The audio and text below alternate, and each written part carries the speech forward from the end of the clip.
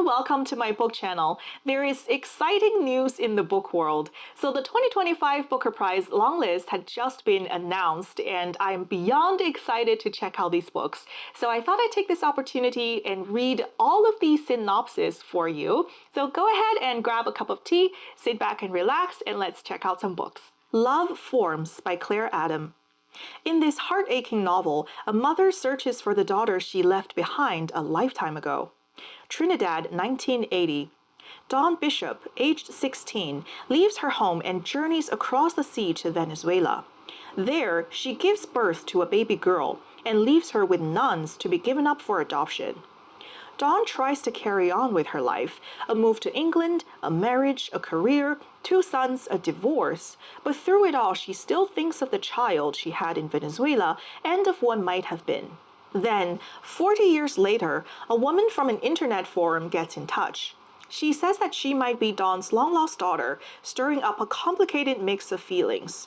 Could this be the person to give form to all the love and care Dawn has left to offer? The South by Tash Aw. A radiant novel about family, desire, and what we inherit, and the longing that blooms between 2 boys over the course of one summer. When his grandfather dies, a boy named Jay travels south with his family to the property he left them, a once flourishing farm that has fallen into disrepair. The trees are diseased, the fields parched from months of drought. Still, Jay's father, Jack, sends him out to work the land or whatever land is left.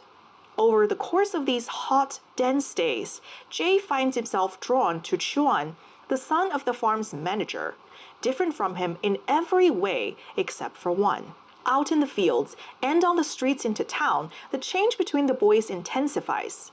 Inside the house, the other family members confront their own regrets and begin to drift apart. Like the land around them, they are powerless to resist the global forces that threaten to render their lives obsolete. At once sweeping and intimate, The South is a story of what happens when private and public lives collide. It is the first in a quartet of novels that form Tash Aw's masterful portrait of a family navigating a period of great change, a reimagined epic for our lives. Universality by Natasha Brown. A twisty, slippery descent into the rhetoric of truth and power. Remember, words are your weapons. They're your tools, your currency. Late one night on a Yorkshire farm, a man is brutally bludgeoned with a solid gold bar. A plucky young journalist sets out to uncover the truth surrounding the attack, connecting the dots between an amoral banker landlord, an iconoclastic columnist, and radical anarchist movement. She solves the mystery, but her viral long-read exposé raises more questions than it answers. Through a voyeuristic lens, Universality focuses on words, what we say, how we say it, and what we really mean. The follow-up novel to Natasha Brown's Assembly is a compellingly nasty celebration of the spectacular force of language. It dares you to look away. One Boat by Jonathan Buckley. Artfully constructed, absorbing, and insightful, One Boat grapples with questions of identity, free will, guilt, and responsibility. On losing her father, Teresa returns to a small town on the Greek coast, the same place she visited when grieving her mother 9 years ago. She immerses herself again in the life of the town, observing the inhabitants going about their business, a quiet backdrop for her reckoning with herself. An episode from her first visit resurfaces vividly. Her encounter with John, a man struggling to come to terms with the violent death of his nephew. Soon, Teresa encounters some of the people she met last time around. Petros, an eccentric mechanic whose life story may or may not be part of John's. The beautiful Nico, a diving instructor, and Xanthi, a waitress in one of the cafes on the leafy town square. They talk about their longings, regrets, the passing of time, their sense of who they are. Flashlight by Susan Choi. A thrilling, globe-spanning novel that mines questions of memory, language, identity, and family. One evening, 10-year-old Louisa and her father take a walk out on the breakwater. They're spending the summer in a coastal Japanese town where her father, Sirk, a Korean emigre, completes an academic secondment from his American university. When Louisa wakes hours later, she was washed up on the beach, and her father is missing, probably drowned. The disappearance of Louisa's father shatters their small family unit. As Louisa and her American mother Anne return to the US, this traumatic event reverberates across time and space, and the mystery of what really happened to Sirk slowly unravels. Flashlight moves between the post-war Korean immigrant community in Japan to suburban America and the North Korean regime to tell the astonishing story of one family swept up in the tides of 20th century history. The Loneliness of Sonia and Sunny by Kiran Desai. A spellbinding story of two young people whose fates intersect and diverge across continents and years.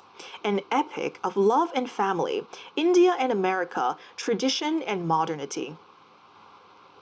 When Sonia and Sunny first glimpse each other on an overnight train, they are immediately captivated, yet also embarrassed by the fact that their grandparents had once tried to matchmake them, a clumsy meddling that only served to drive Sonia and Sunny apart.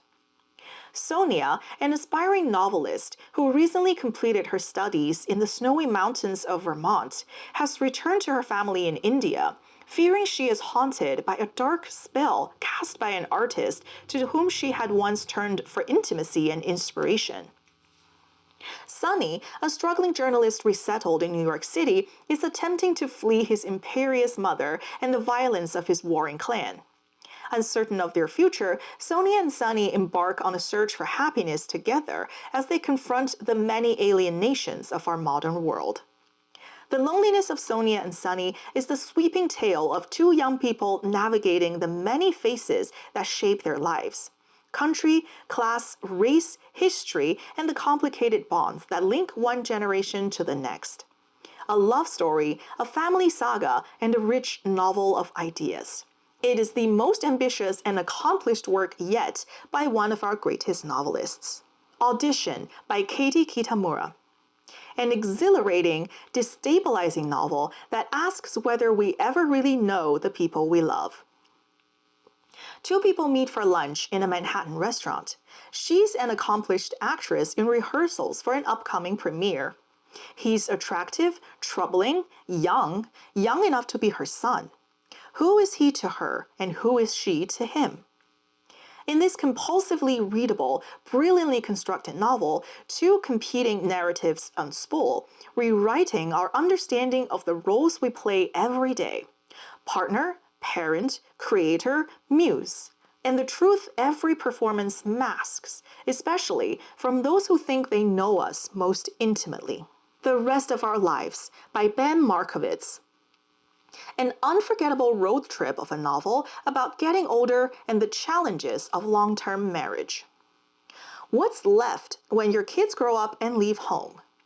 When Tom Layward's wife had an affair, he resolved to leave her as soon as his youngest daughter turned 18. 12 years later, while driving her to Pittsburgh to start university, he remembers his pact. He is also on the run from his own health issues and the fact that he's been put on leave at work after students complained about the politics of his law class, something he hasn't yet told his wife. So, after dropping Miriam off, he keeps driving, with the vague plan of visiting various people from his past, an old college friend, his ex-girlfriend, his brother, his son, en route, maybe, to his father's grave in California. Pitch perfect, quietly exhilarating and moving, The Rest of Our Lives is a novel about family, marriage, and those moments which may come to define us. The Land in Winter by Andrew Miller.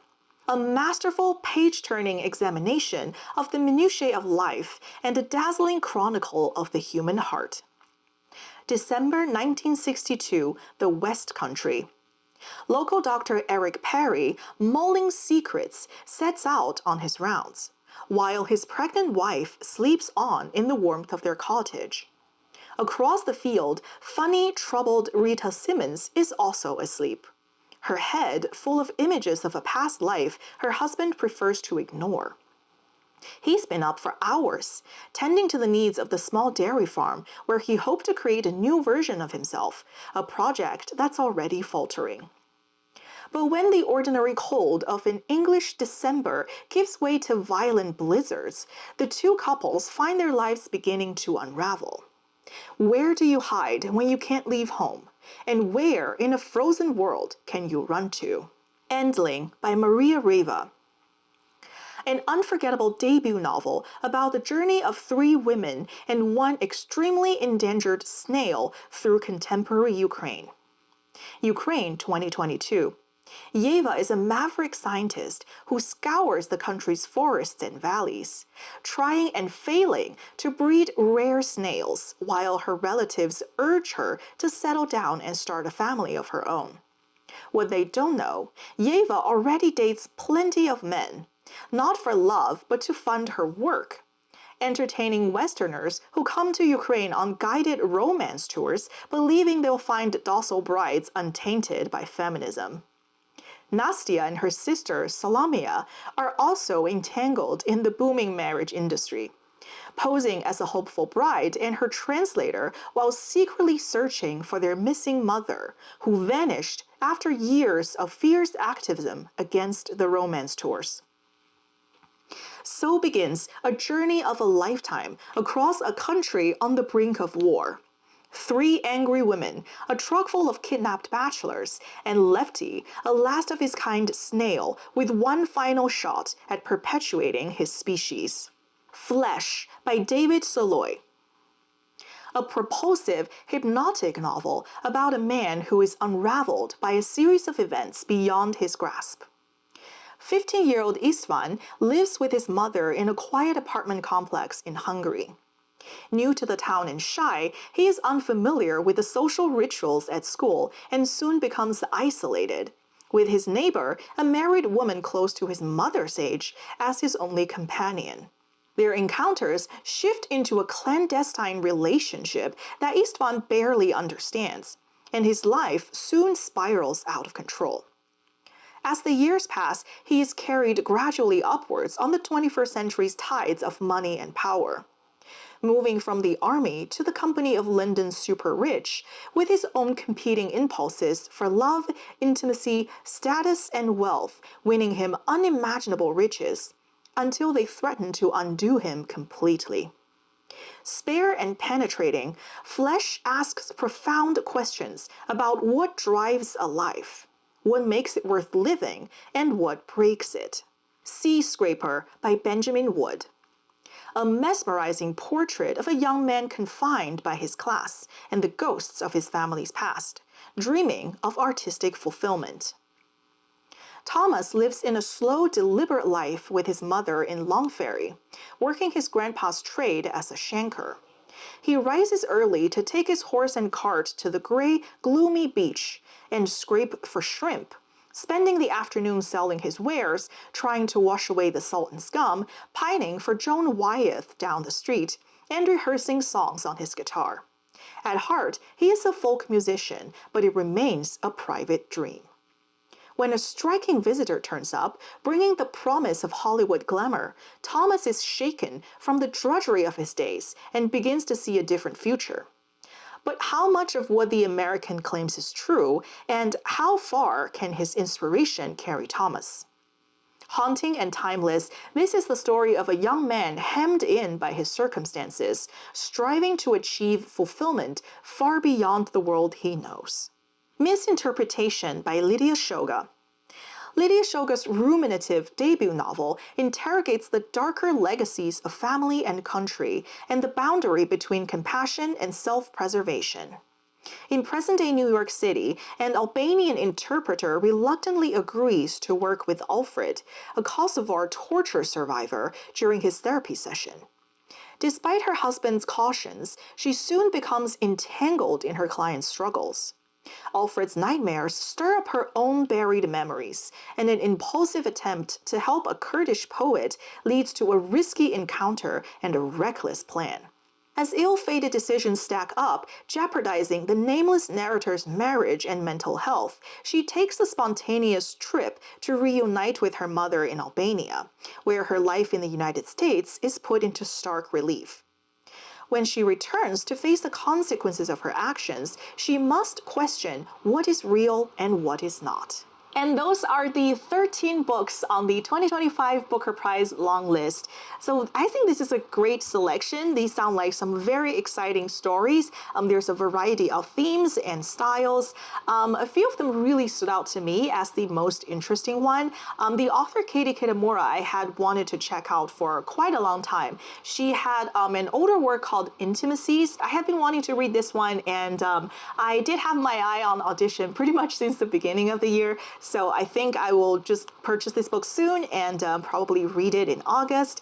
Also Endling, the story that's set in Ukraine with the three women kind of resisting the marriage industry while trying to help this snail that's the last of its kind. It sounds both insightful and very funny.